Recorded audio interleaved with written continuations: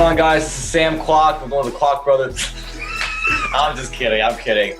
This is Daniel. Obviously, I look a little different. But today, it's actually a topic that I want to talk to you guys about. It's something that I give a lot of trainings on all across the country. And it's something that I feel like a lot of real estate investors don't take into account.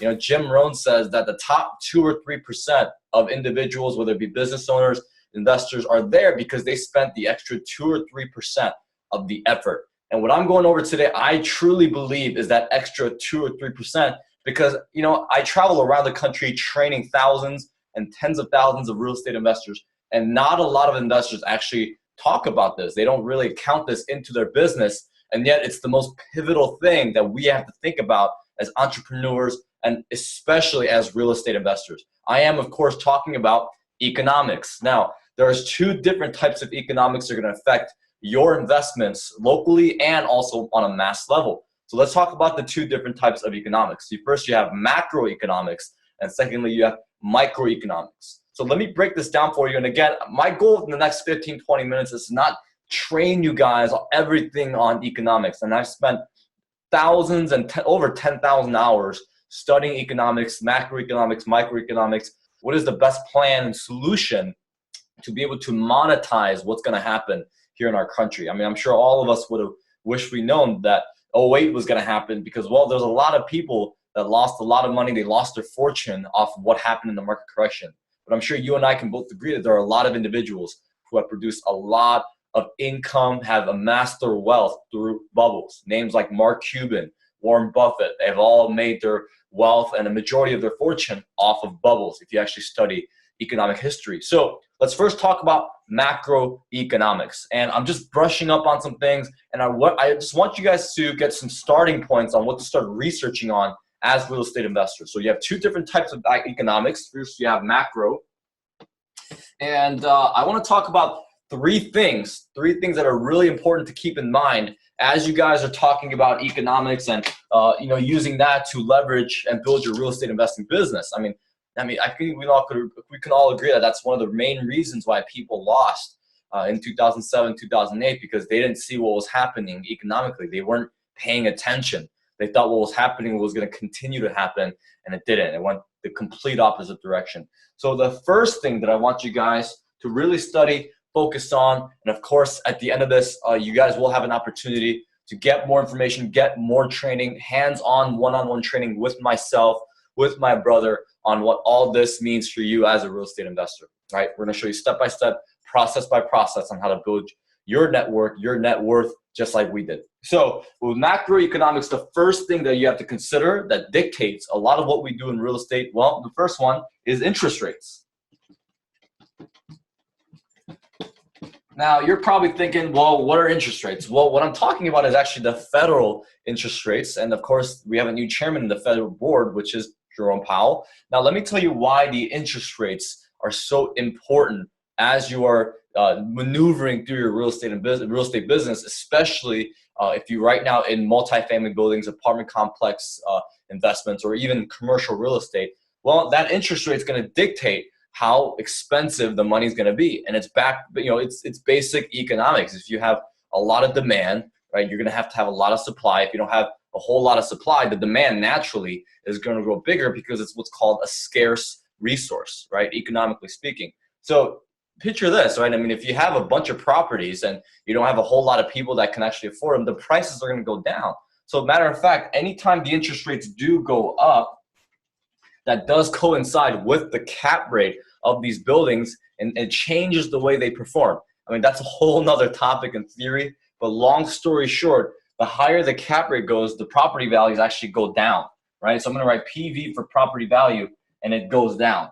And a rule of thumb that I was taught by multiple mentors and with a lot of research and a lot of number crunching that I found is that every time the interest rates go up or down 0.7%, it's going to affect the value of the property by 10%.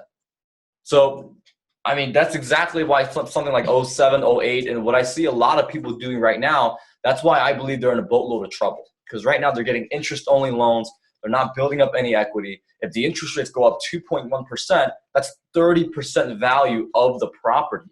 And imagine the bank asking you for 30% refinance to even be able to hold the note and continue to hold the property, right? At 30% on $1 million is $300,000. Imagine getting a letter from your bank saying, hey, in order for you to keep this building, we're going to need $300,000 cash for you to even refinance, right? That's not a call. That's not a letter or a conversation you want to be having with your bank, right? So how do we affect this? How do we use this for our real estate business, right? Well, one of my favorite ways to be able to mitigate that risk of rising interest rates, which if you guys are economic nerds and you're paying attention to what's going on, you know that the interest rates are slowly, gradually increasing right now. So what am I doing personally as a real estate investor to help mitigate that risk? Well, I put everything on what's called a 20-year amortization. Now, I understand a lot of individuals might say, well, Daniel, that's going to kill the cash flow. That's going to make the PMI, a lot higher, right? Well, right now, I don't know if cash flow is my number one priority. My number one priority is keeping the building. It's making sure my investments are safe. I don't want to lose any money out of my own pocket. And truth be told, I sit down with 4 or 5 different real estate investors on a weekly basis, in purchasing their building or whatever we're doing. And, quite frankly, they don't even cash flow that much even at 30-year amortization. Most of them make their money just off the management fee or the maintenance fee because they do the work themselves, which I highly do not recommend, right? So the interest rates, I put everything on a 20-year amortization. And why do I do that? Well, I want to build equity fast. Now, does that affect me as whole much? Maybe, maybe not, because a majority of my deals, I do owner financing, contract for deed. However, I have bankable partners. So in case I need to refinance through a bank, I know that the bank and I are going to have a very good relationship because I have a lot of equity built up in these buildings. So if anything were to happen, I know I'm completely safe. I know I'm okay. I know I'm in a good position. I put it on 20-year amortizations and I'm building strong equity. That's why right now you do not want to overpay. I mean, I've seen apartment complexes in suburbs go for low as 3 or 4% cap rate.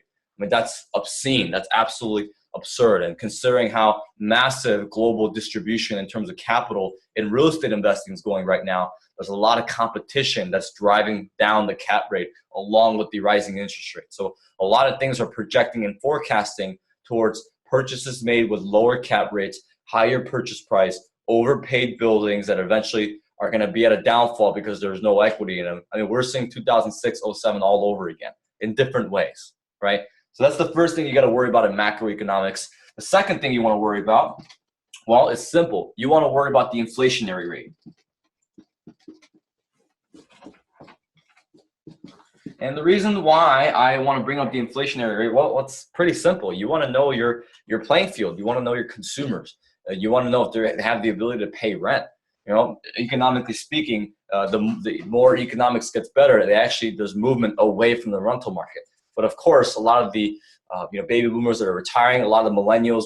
I've read a report the other day produced by one of the biggest brokerages in the world that in 2017 we saw the biggest rise and the biggest migration of millennials moving away from their parents' home and getting a place of their own. And an extremely high percentage of that, 86% if I recall, was they were renting. They were actually getting an apartment to rent, getting a condo, townhouse, et cetera, et cetera. But for the most part, they were getting apartments to rent. However, you put that alongside, you juxtapose that thought with the fact that in 2017, there was 380,000 units of apartment built in economic development. And in 2018, they're projected only 335.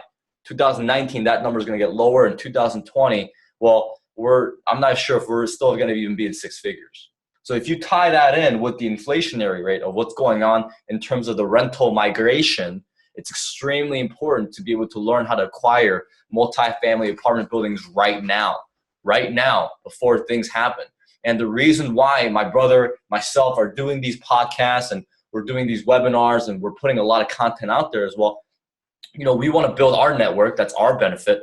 But we want to help folks get into apartment complexes right now because economically speaking, there's a lot of evidence, facts, even history that goes towards supporting that certain real estate strategy, right? And again, I'm not saying don't do flips, don't wholesale, don't do, subject to acquisition. I'm not saying any of that. What I'm saying is based on what I see, my personal opinion is what you need to be doing right now is acquiring multifamily buildings, apartment complexes based on what I see economically. So the inflationary rate, you got to pay attention to that, right? You got to know the value of the money, the value of the dollar, because again, you don't want to overpay, you don't want to underpay. You want to get your financing right at a good rate, and you want to make sure you build that equity, right? The third thing you want to keep in mind is your consumer, right? Consumer confidence. And we touched on, a little bit on this with point 2, right? But as I mentioned, we had the highest migration of rental markets, right? And there's more of a demand for rentals right now more than ever in the history of our country, right? I mean, let's take a look at the facts. Whenever the economics are bad, right? Whenever we have a bad economy and, a lot of things are pointing towards us having another '08 experience, unfortunately, right now, at this very moment in 2018, at the time of this recording, we have the largest amount of credit card debt in terms of the average American consumer.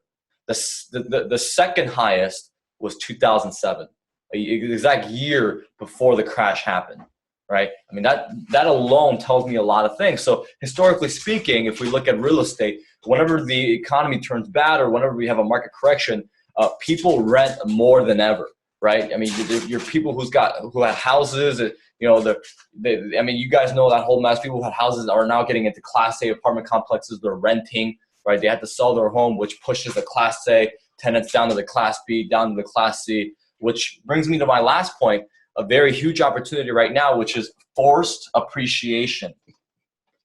Because you have an overall general analysis of migration towards the rental market, but you also have a sub-migration within its own migration, even within that own model of Class A tenants scrolling down to the Class B, trickling down to the Class C, right? I mean, as soon as the market correction happens, the market turns, we're going to see that market change drastically, right? Which is why they built 380,000 units of apartment complexes in 2017, because these big companies, these big developmental firms, and these big REITs knew what was going to happen. Right? I mean, they have some of the top analysts in the world, right? I'm not one to argue against them. However, we're seeing a migration within the general migration of the rental market. So, you as a private real estate investor, or even myself who, manages and owns hundreds of units, it's a very good opportunity to have value add forced appreciation in every single apartment complex that you do. Now, should I recommend it for every single one?